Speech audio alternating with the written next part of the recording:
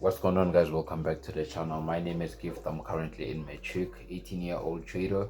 So if you watch my channel, you know that I started a 200 to 10,000 rand challenge. So today is day 2, and I just want to firstly say, hey man, a lot happened. I deposited 200 rand yesterday, and yeah, I just want to break the balloon, but we hit 1,000 rand today. But things took a really good turn, of which that's why I want you to watch this video, which is part 1 and part 2, right? Because a lot happened in the space of that. So without further ado, I'm just gonna break down the trades and attach screenshot and screen recordings, and just really break down how I took the trade and all that, right? And if that sounds interesting, let's get right into the video. This is literally the trade that I was able to take on USD and yeah, I'll just get right into the explanation of how I took the trade and all that, right? So the first thing I'm really just gonna do is um okay, I need something that's gonna help me point out, right? Point out the things I want to demonstrate and all that. Okay, I'll say full screen. Yep, and then full screen. Okay, perfect. So guys, as you can see, this is the hourly chart, right? And yeah, really chopped, hit TP on it, and yeah, this is how the trade went basically. But now let me explain how I took the trade. We're gonna go right into the 4 hourly time frame, because I analyzed this trade around 4 a.m. when I just woke up and all that. So the market didn't move as much by that time. But one thing I simply realized is this, right? I'm just gonna remove this and start afresh.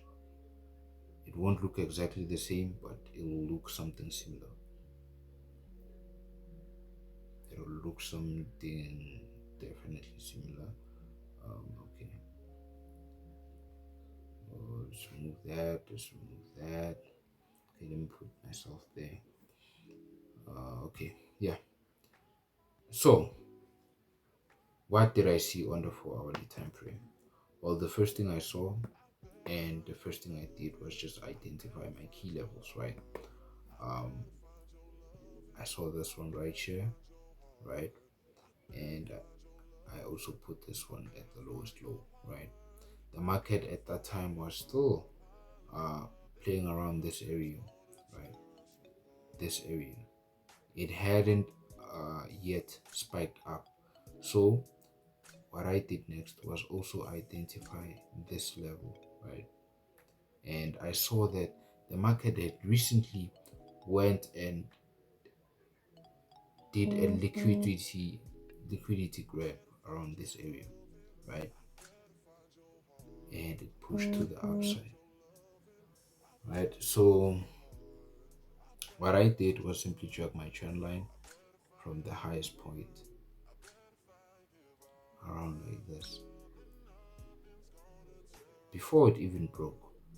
I know right now we're seeing weeks and all that, but before it broke, we had no weeks, right, guys? And then I went right into the hourly chart and hourly time frame. So yeah,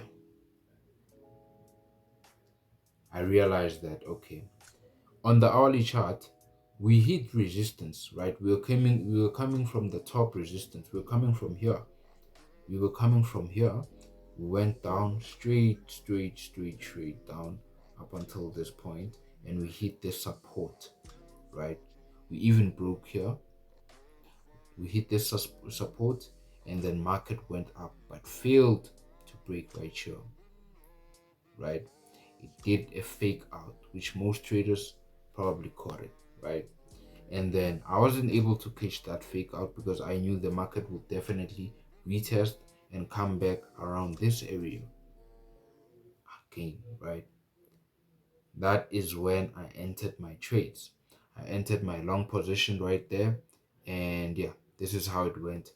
I literally just entered my long positions like this,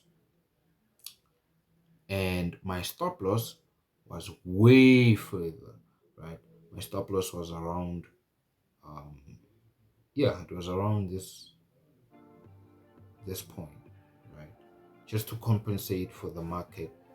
Maybe if it retraces to where my stops were.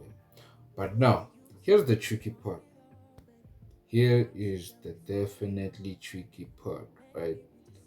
Um, I was only able to catch the market until here. Wait, yeah, wait, no. Uh, I was only able to catch the market until there, right? Yep. And here's the screen record of how it looked when I caught the trade up until there. Yep.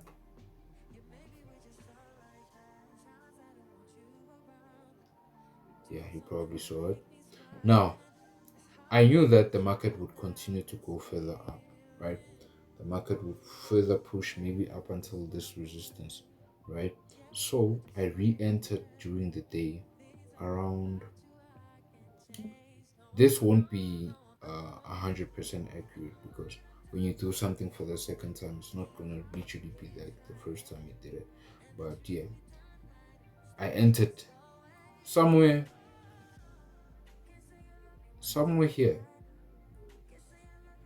Yeah, I entered somewhere here for a long position, right?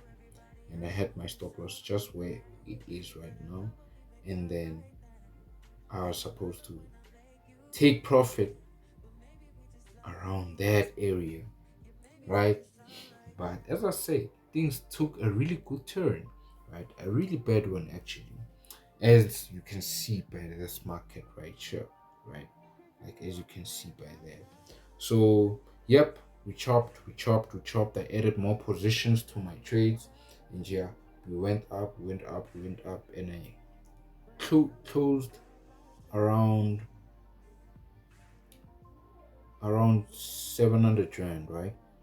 I think it was around here. Yeah, I closed here around 700 rand because I compounded the trades, right? I added more positions on retest and all that. So yeah, guys, that's literally how I simply caught the trade. Um, Now guys, that was the video. So you guys saw a lot of ups and downs and all that, and I know a lot of people will say, bruh, you over leveraging, right? You're placing too many trades. But here's the thing, guys, I'm not really just going in. I don't know if you get me. Let's say a trade starts here. You don't just fully go in with a lot of lot sizes, right? You just add along the way on retests. And what that allows you to do is that it allows you to not risk on your balance, but really just risk on the profits you've already made, right?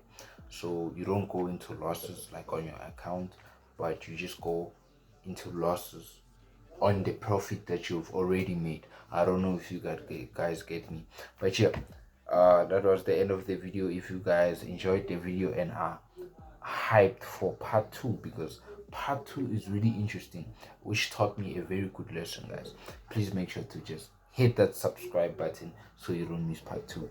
Without further ado, let's get right into the video. I mean, peace.